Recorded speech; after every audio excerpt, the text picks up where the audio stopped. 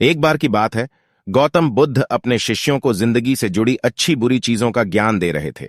सभी शिष्य उनकी बातों को बहुत ध्यान से सुन रहे थे। उन सभी में एक शिष्य ऐसा था जिसे प्रश्न पूछने की बहुत आदत थी। वो उठकर गौतम बुद्ध के पास गया और उनसे बोला, आप हमें जिंदगी के बारे में जो कुछ सिखा रहे हैं उस सब का क्या फायदा, क्योंकि हम में से बहुत से बच्चों को यह भी नहीं पता कि हमारे जीवन का मूल्य क्या है और ये जीवन हमारे लिए कितना कीमती है। पहले आप हमें यह बताइए कि इस जीवन का मूल्य क्या है।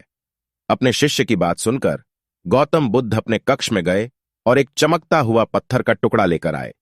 वो टुकड़ा उन्होंने अपने शिष्य को दिया और बोले, मैं तुम्हें इस जीवन का मूल्य तब बताऊंगा जब तुम इस पत्थर का सही मूल्य पता लगाकर आओगे।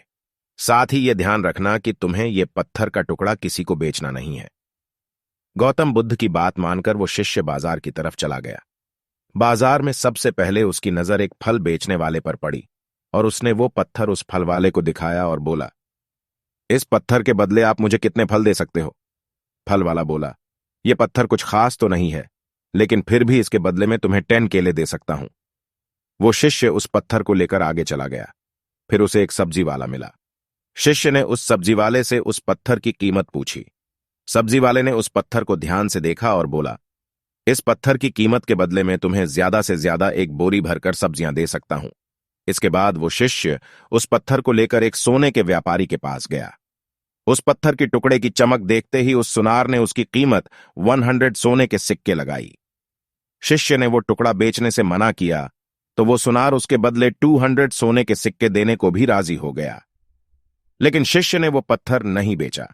इसके बाद वो शिष्य एक हीरों के व्यापारी के पास गया और उनके सामने उसने वो पत्थर के टुकड़े को रख दिया।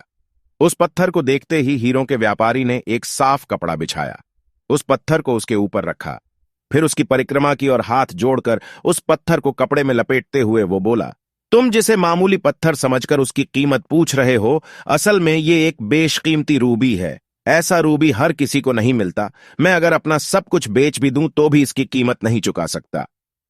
उस व्यापारी की बातें सुनकर वो शिष्य हैरान हो गया। वो दौड़ा दौड़ा सीधा बुद्ध के पास आया और उन्हें उसने जो कुछ भी बाजार में हुआ वो सब बताया। उसकी अचरज भरी बातें सुनकर गौतम बुद्ध बोले, तुम्हारे सवाल का जवाब इस रूबी की कीमत में ही छिपा है। हमारा जीवन भी एक रूबी है, रूबी की तरह यह भी बेशकीमती है, लेकिन हम इस बात को हमेशा नजरअंदाज करते हैं और अपने जीवन का मूल्य नहीं समझते। हम दूसरों को देखकर और उनके जैसा जीवन जीने की कोशिश में अपने जीवन की कीमत को कम कर देते हैं।